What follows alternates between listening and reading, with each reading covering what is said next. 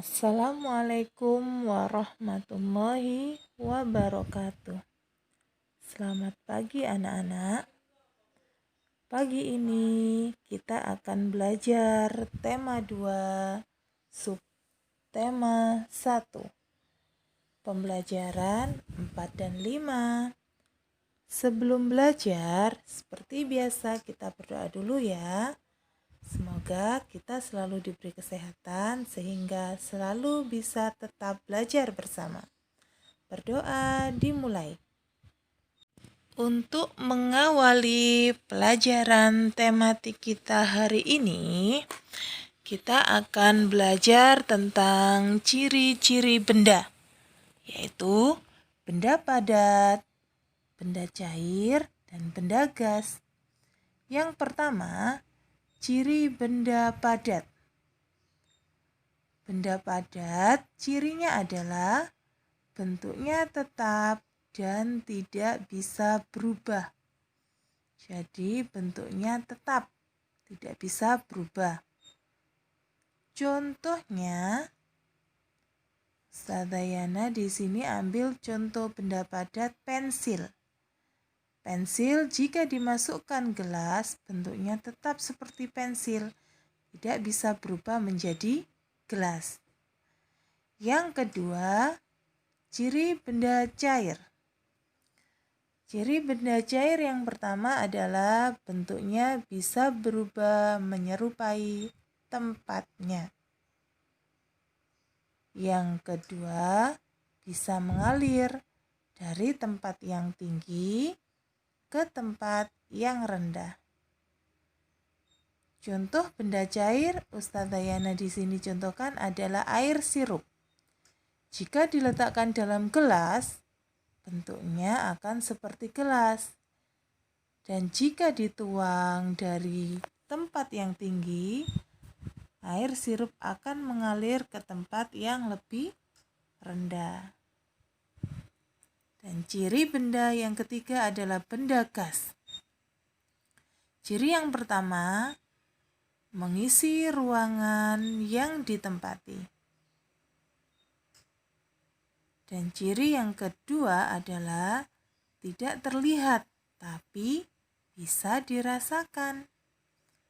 Contohnya, udara dalam balon.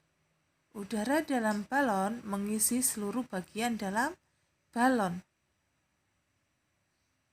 Dan udara tidak bisa kita lihat, tapi bisa dirasakan. Nah, Ustazah Dayana punya contoh benda yang lain, yang termasuk padat, cair, atau gas. Yang pertama adalah gambar Rubik. Gambar Rubik termasuk benda apa, anak-anak? Ada yang tahu? Ya, Rubik termasuk benda padat. Karena tidak bisa berubah. Nah, yang ini termasuk benda apa, anak-anak? Sirup. Air sirup termasuk benda? Ya, air sirup termasuk benda cair. Benda cair seperti air. Dan yang terakhir, itu udara di dalam bola. Bukan bolanya ya anak-anak, udara dalam bola. Jika udara dalam bola, itu termasuk benda gas. Udara adalah termasuk benda gas yang tidak bisa dilihat tapi bisa dirasakan. Sekarang kita akan belajar tentang mengubah bentuk penjumlahan menjadi bentuk perkalian. Ustazah Dayana punya beberapa kelompok buah apel. Ustazah Dayana punya beberapa kotak buah apel. Kita akan menjumlahkan dulu buah apel ini. Ada berapa ya kira-kira? Coba sama-sama kita jumlahkan.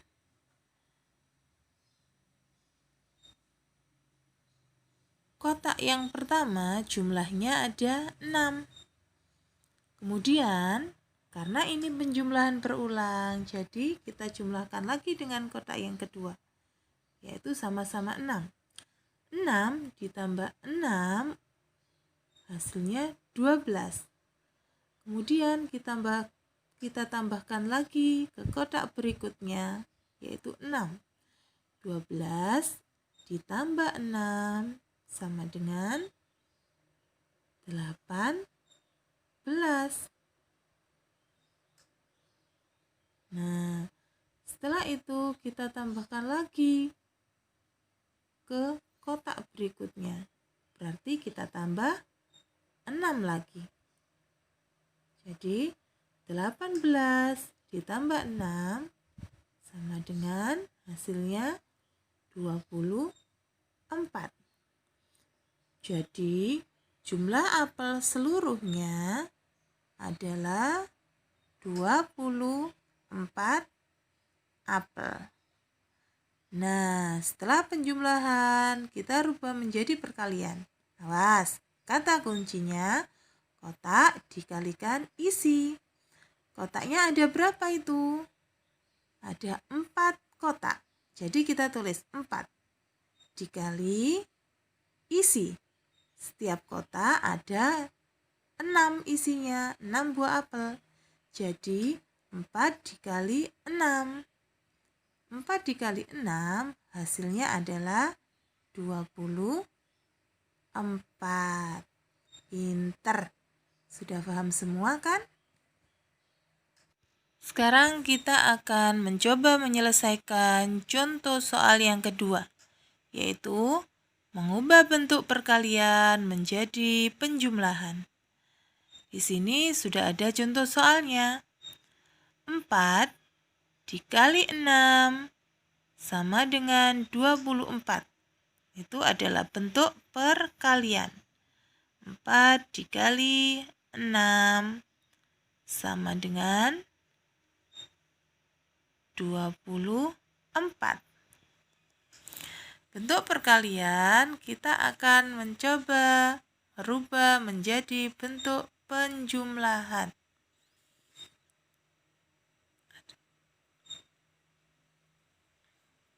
Sekarang kita coba rubah sama-sama ya.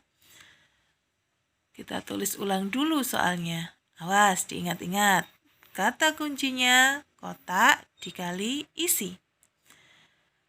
4 dikali 6 itu sama dengan 4 kotak dikalikan 6 isi pada setiap kotak. Jadi kita tulis 4 kotak dulu. 1, 2, 3, 4. Nah, sudah kita sediakan ada 4 penjumlahan berulang. Tiap kotaknya ada 6. Kita tulis 6 sebanyak 4. 6, 6, 6, dan 6 sebanyak 4. Baru kita jumlahkan. Hasilnya 24. Nah, sudah paham kan anak-anak? Ustazah Yana yakin semuanya sudah paham dengan materi yang tadi kita pelajari. Tugas kalian untuk tematik kali ini adalah mengerjakan buku paket tema halaman 13-19. Selamat mengerjakan. Wassalamualaikum warahmatullahi wabarakatuh.